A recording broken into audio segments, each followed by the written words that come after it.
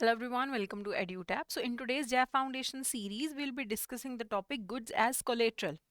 तो अगर आप एक बैंक के पास जाते हैं लोन लेने के लिए तो मोस्ट ऑफ द टाइम्स आपको सिक्योर्ड लोन लेना है, यानी कि आप कुछ कोलेटरल रखेंगे, कुछ सिक्योरिटी प्लेज करेंगे जिसके अगेंस्ट आपको लोन मिलेगा। तो आप मल्टीपल सिक्योरिटीज़ हैं, तरीके हैं जिसके थ्रू आप कोई सिक्योरिटी रख सकते हैं। आप अपने गुड्स को, आप कोई अपनी लैंड, बिल्डिंग को, कार को प्लेज कर सकते हैं। तो एक तरीका है कि आप अपने गुड्स को प्लेज कर दें।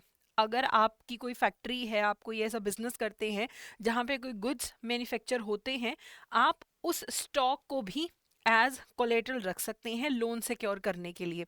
तो जब आप गुड्स के अगेंस्ट लोन लेते हैं, तो एडवांस अगेंस्ट गुड्स जब आप लेते हैं तो गुड्स को या तो अंडर प्लेज रखा जाता है या अंडर हाइपोथिकेशन रखा जाता है। प्लेज में क्या होगा? प्लेज में जो पोजेशन है गुड्स की वो बैंक या लेंडर के पास चली जाएगी, लेकिन हाइपोथिकेशन में ऑल्दो आपने उसे कोलेटरल रखा है लेकिन जो पोजेशन है वो आपके पास ही रहेगी, बोरोवर के पास ही रहेगी। प्लेज में लेंडर के पास चली जाती है पोजेशन, और हाइपोथिकेशन में जो बोरोवर है उसके पास ही पोजेशन रहती है गुड्स की जिन्हें गिरवी रखा गया है। जब भी आप गुड्स को एज अ सिक्योरिटी रखते हो, आप हमेशा कोई जेन्युइन ट्रेड के लिए ही आपको पैसा चाहिए, तभी आप गुड्स को गिरवी रख के कोई लोन लेते हैं। लेकिन आपको कोई स्पेकुलेशन करनी है, कोई सट्टेबाजी करनी है, उसके लिए आपको कभी भी बैंक लोन नहीं देगा गुड्स के अगेंस्ट।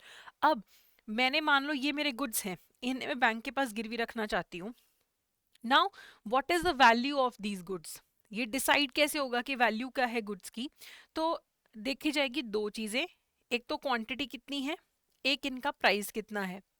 अब प्राइस, कौन सा प्राइस लेना है? कॉस्ट प्राइस लेना है या मार्केट प्राइस लेना है? कॉस्ट प्राइस जितने की मुझे पड़े वो गुड्स, मार्केट प्राइस के मैं कितने में बेचूंगी, इनमें से कौन सा बैंक कंसिडर करेगा मुझे लोन देते समय? तो इनमें से जो कम होगा, बैंक पूछेगा अच्छा बताओ आपके गुड्स का कॉस्ट कितना है, फिर पूछेगा आपके गुड्स का मार्केट प्राइस कितना है। इन दोनों में से जो कम होगा वो गुड्स वैल्यू लेगा, वो प्राइस लेगा, और उसके अगेंस्ट फिर आपको लोन दिया जाएगा। ठीक है।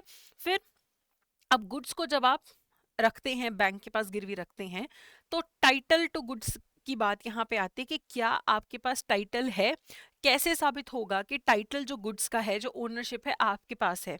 तो अगर आपके पास सिर्फ डॉक्यूमेंट्स भी हैं तो बाय लॉ ये मान लिया जाएगा कि आपके पास पोजेशन है गुड्स का। ठीक है, आपके पास टाइटल है, आपके पास सिर्फ डॉक्यूमेंट्स हैं गुड्स के। So mere possession of the documents creates a right of by virtue of either law or trade or uses to possess the goods represented by the documents। तो जो डॉक्यूमेंट्स अगर आपके पास हैं तो ये मान लिया जाएगा कि ठीक है, टाइटल टू गुड्स आपके पास भी है। और ये नेगोशिएबल इंस्ट्रूमेंट्स नहीं होते हैं, जो टाइटल टू गुड्स होते हैं ये नेगोशिएबल इंस्ट्रूमेंट नहीं होते हैं। आप इन्हें एंडोर्समेंट के थ्रू या डिलीवरी के थ्रू ट्रांसफर कर सकते हो। जो आपके पास document to title to goods हैं, इंडोर्स किए जा सकते हैं या बाय डिलीवरी ट्रांसफर किए जा सकते हैं, but they are not negotiable instruments. ठीक है। और अगर आप हमें पूछे कि document to title to goods कौन से होते हैं, क्या एग्जांपल है इनकी, तो अगर आपके पास गुड्स का बिल ऑफ लेडिंग है, डॉक वारंट है, वेयर हाउस कीपर सर्टिफिकेट है, रेलवे रिसीट है, या डिलीवरी ऑर्डर है, ये सारे ही document to title to goods होते हैं।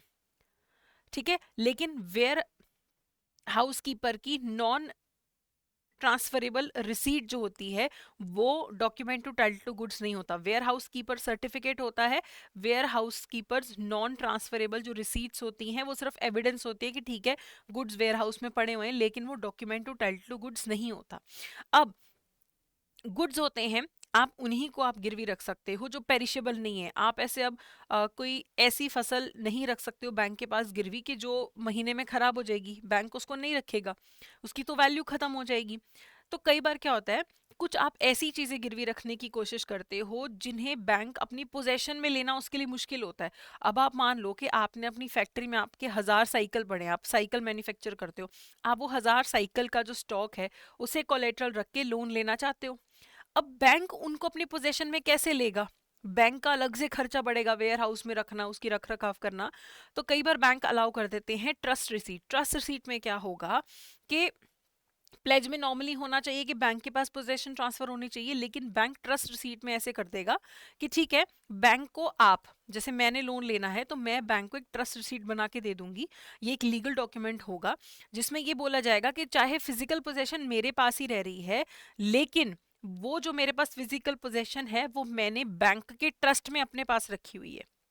ज्यादातर जब ऐसे गुड्स को गिरवी रखना हो जो बहुत ज़्यादा एक्सपेंसिव है, जिनको रखना बहुत ज़्यादा एक्सपेंसिव हो सकता है, या जो स्टॉक चेंज होता रहता है, जैसे साइकिल, 1000 साइकिल गिरवी रखने हैं, पुराने बनते जाएंगे नए निकलते जाएंगे, लेकिन 1000 जो होंगे वो बैंक के पास गिरवी माने जाएंगे, कोई भी 1000।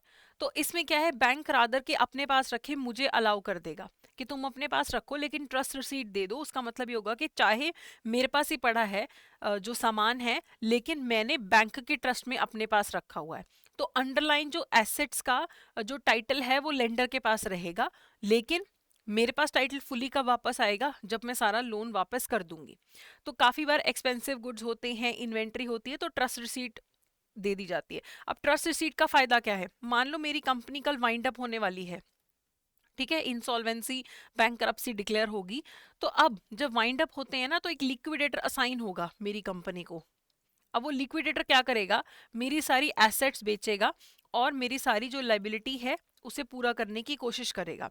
लेकिन जिन गुड्स के अगेंस्ट मैंने ट्रस्ट रिसीट बैंक को दे रखी है उसको लिक्विडेटर नहीं छेड़ सकता, वो बैंक के ही रहेंगे। वो जो 1000 साइकिल हैं उन्हें बेच के पैसा जो आएगा वो बैंक का ही रहेगा, लिक्विडेटर उनका कुछ नहीं कर सकता है। ठीक है, तो ट्रस्ट रिसीट्स की जब अरेंजमेंट करते हैं तो इसे भी एसेट बेस्ड लैंडिंग ही बोलते हैं। एसेट बेस्ड लैंडिंग क्या होती है, जब आप एसेट को किसी को कोलेटरल रख के लोन लेते हैं। बैंक एसेट बेस्ड लैंडिंग क्या कर रहे हैं, कोई एसेट अपने पास गिरवी रख रहे हैं फिर लोन ले रहे हैं, दे रहे हैं। ठीक है, तो गुड्स भी एक तरीका है जिन्हें कंपनीज वाले, फैक्ट्रीज वाले गिरवी रख के लोन लेते हैं। अब इससे रिलेटेड कुछ एमसीक्यूज कर लेते हैं। What is the purpose of extending an advance against goods, speculation के लिए, होल्डिंग के लिए, या जेन्युइन ट्रेडिंग एक्टिविटीज के लिए, या फिर ऑल ऑफ द अबव। तो गुड्स के अगेंस्ट जब एडवांस दिया जाता है तो जेन्युइन ट्रेड एक्टिविटीज के लिए दिया जाता है, तो सी यहाँ पे करेक्ट ऑप्शन है। अगला है, how is the valuation of stock typically conducted. अगर मुझे अपने स्टॉक को वैल्यू करना है कैसे करेंगे, highest cost price, lowest market price, higher of cost price और मार्केट प्राइस, या फिर lower of cost price of market price. अगर मैं अपने स्टॉक को वैल्यू कर रही हूं तो कॉस्ट प्राइस और मार्केट प्राइस में से जो कम होगा उसे स्टॉक की वैल्यू माना जाता है, तो डी यहाँ पे करेक्ट आंसर है। Next is, how are trust receipt arrangements classified. Trust receipt arrangements को क्लासिफाई कैसे करते हैं, इक्विटी बेस्ड लेंडिंग माना जाता है, डेट बेस्ड लेंडिंग माना जाता है, एसेट बेस्ड लेंडिंग, या फिर क्रेडिट बेस्ड लेंडिंग। तो ट्रस्ट रिसीट अरेंजमेंट के अंडर जब लोन दिया जाता है तो उसे एसेट बेस्ड लेंडिंग बोला जाता है। चाहे बैंक अपने पास सारी एसेट्स नहीं भी रख रहा, लेकिन ट्रस्ट रिसीट रखने का मतलब ये है कि चाहे बैंक के पास पोजेशन नहीं आ रही है फिजिकल, लेकिन जो बोरोवर ने अपने पास फिजिकल पोजेशन रखी है बैंक के ही ट्रस्ट में रखी है। ओके तो अगला जो हमारा क्वेश्चन है इसका आंसर आप मुझे कमेंट सेक्शन में देंगे। Which of the following is an example of document of title to goods. कौन सा इसमें document of title to goods का एग्जांपल है, bill of lading, dock warrant, warehouse keeper receipt, या फिर ऑल ऑफ दी अबव। इनमें से कौन सा document of title to goods है, इसका आंसर आप मुझे कमेंट सेक्शन में जरूर दीजिएगा। तो ये था हमारा आज का session. So that's it for today, thank you so much.